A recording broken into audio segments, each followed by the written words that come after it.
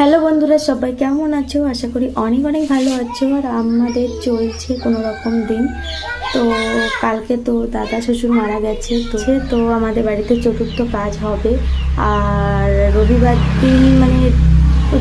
দিন বলা যায় না, তবুও বলছে ঠাকুরমশাই দিন যার রাত তার, তার জন্য রবিবারটা ধরা হচ্ছে। মরেছে কিন্তু 4:28 হিসাবে সোমবার ধরা পড়ে। তো ব্রাহ্মণ যেটা বলেছে সেটা মেনে নিয়েছি। তো রবিবার হয়ে গেছে, সোমবারও হয়ে গেছে, দুদিন হয়ে গেছে। আজকে দুদিন চলছে। তো দুদিন কেন, আজকে 3 দিন। কালকে কাজ, আজকে মঙ্গলবার, আজকে 3 দিন চলছে। কালকে চতুর্থ কাজ আমাদের বাড়ি। আর যেহেতু আমার মাসির শাশুড়ি বাড়ি আর আমাদের বাড়ি একই জায়গায়, তার জন্য আর একই পাড়ায়, আমাদের পাড়ার লোকজন মাসিদের একই লোকজন, তার জন্য মাসিদের বুধবার দিন চতুর্থ কাজ হয়েই খাওয়া দাওয়া হবে। আর আমাদের বাড়ি বৃহস্পতিবার দিন খাওয়া দাওয়া হবে। চতুর্থ কাজটা বুধবার দিন হয়ে যাবে, শুধু খাওয়া দাওয়াটা আগল পিছল করে। তো যাই হোক, তো তোমাদের সবাই নিমন্ত্রণ রইল, আমাদের বাড়িতে সবাই চলে আসো। আর অঙ্কিতার খুব মন খারাপ, দেখতেই পাচ্ছ। ওর বড় বাবা না ওকে খুব ভালোবাসতো। কি হয়েছে এখানটায়? কি মেরেছিস? কেটে গেছে কি করে?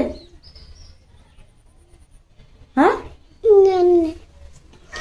তো অঙ্কিতাকে খুব ভালোবাসতো ওর বড় বাবা, তার জন্য অঙ্কিতা তো মরে গেছে দাদু, তো ঘরেই ঢুকেনি সেদিন সারাদিন। তারপরে যখন বাইরে নিয়ে এসছে, পুরাতে নিয়ে গেছে, তখন থেকে ও দেখছে।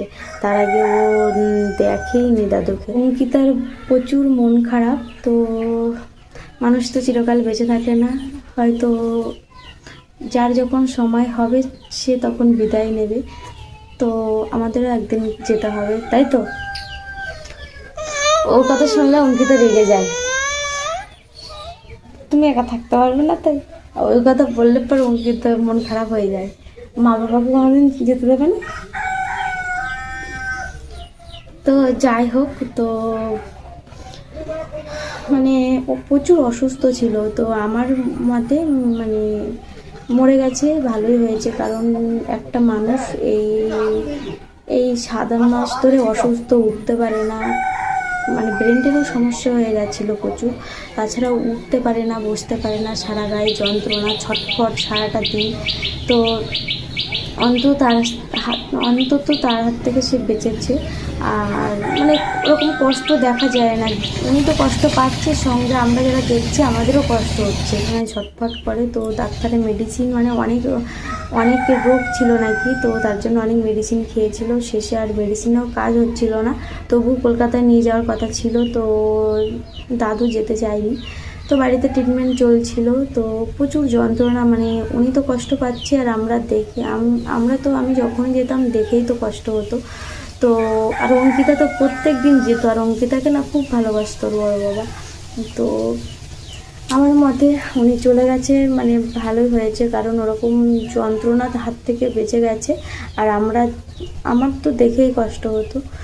তো যাই হোক, ওনার দাদুর আত্মার শান্তি কামনা করব। উনি যেন যেখানে গেছে সেখানে অনেক অনেক ভালো থাকে, তো ভালো জীবন পায় আবার একটা। তো আর আমাদের বাড়ি তো কালকে কাজ হবে বুধবারে। তো বাচ্চাদের ছুটি দিতেও পারছি না, কারণ বাচ্চাদের পরীক্ষা সোমবার থেকে। তো দাদু তো 4:28 মরে গেছে, সেই দিন আমি সোমবার দিন আমি সকালে পড়াতে হয়েছে 1.5 ঘন্টা, তারপরে ওখানটায় গেছি। সোমবারে পড়িয়েছি, মঙ্গলবারে পড়ালাম। তো যাই হোক, বাচ্চাদের এমন সময় পরীক্ষা পড়েছে, ওদেরও আমি না করতে পারছি না। আর আমার মেজে দেওর আবার 13 দিন করবে, আমার দাদা শ্বশুরের ভাইয়ের ছেলে করছে। তো বাবা মায়ের কাজ করেছে, তো যেহেতু দুটো কাজ করতে পারবে, তাছাড়াও করছে, কারণ আমার দাদা শ্বশুরের কোনো ছেলে নেই, 6টা মেয়ে। তো মেয়েরা তো সব বিয়ে হয়ে গেছে, তার জন্য গোত্র চেঞ্জ হয়ে গেছে, তার জন্য 13 দিনের কাজ করতে পারবে না। তবুও করা যায়, অনেকে করে, যাদের ছেলে নেই, যাদের একটাই মেয়ে, তারা তো 4 দিন করে। তবু মেজে দেওয়ার বলছিল ও করবে, কারণ ও মেজেও, আমার বর তো করতেই পারবে না, বড়, আর ওদিকে ছোট ছেলেও করতে পারবে না। তো মেজে দেওয়ার নাকি কি বলে ওটা, দড়ি পড়ে না, পইতে নাকি, আর কাকা না ভুলে যেতে বলে রাগ করে বসে দিয়েছে।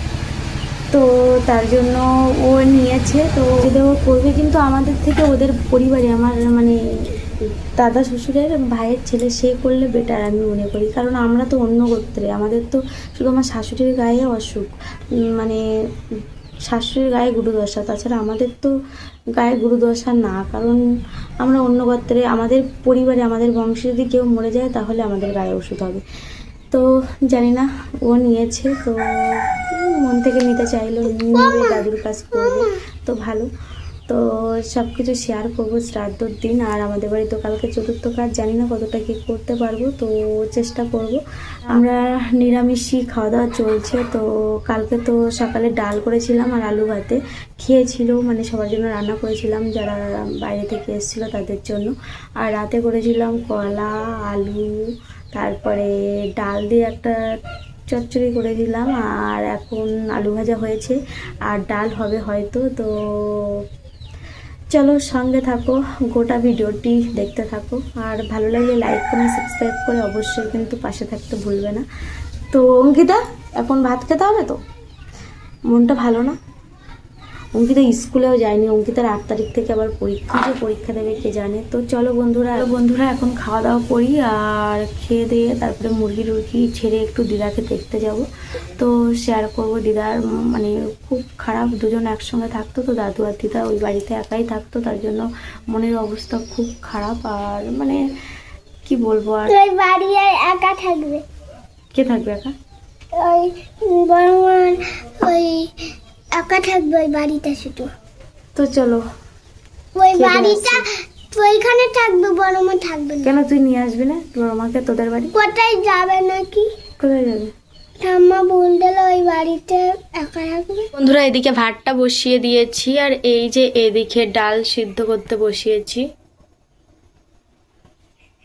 তো এদিকে আমি ডাল ভাত আর একটা ভাজা করব। আর অঙ্কিতার বাবা, ওর কাকা, ওরা গেছে নিমন্ত্রণ করতে গেছে আমার বাপের বাড়িতে, আরও মাসিদের বাড়িতে, এদের এই দিকটাই নিমন্ত্রণ করতে গেছে। শাশুড়িমা নিমন্ত্রণ করতে বেরিয়েছে, শ্বশুরমশাই নিমন্ত্রণ করতে বেরিয়েছে, আর আমি এদিকে রান্না বান্না করছি, ঘরদোর গোছাতে হবে। আর এখানেই ভিডিওটি এন্ড করছি। তো সেইভাবে ভিডিও করতে আর পারছি না, তো বুঝতেই পারছো আমাদের বাড়ির পরিস্থিতি। তো বন্ধুরা প্লিজ তোমরা আমাকে কেউ ভুলে যেও না, খুব তাড়াতাড়ি আবারও নতুন নতুন ভিডিও আসতে চলেছে। তো এইগুলো কাটিয়ে উঠি, তারপরে আবারও নতুন ভিডিও আসবে। তো সবাই অনেক অনেক ভালো থেকো, সুস্থ থেকো, টাটা।